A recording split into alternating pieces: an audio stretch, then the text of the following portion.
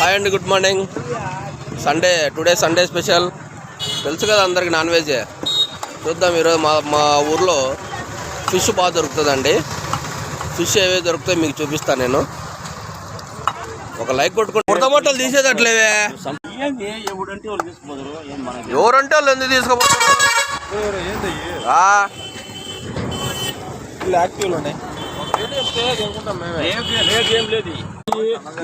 నువ్వే తోమిచ్చా, మేము తీసుకుంటాం అబ్బా.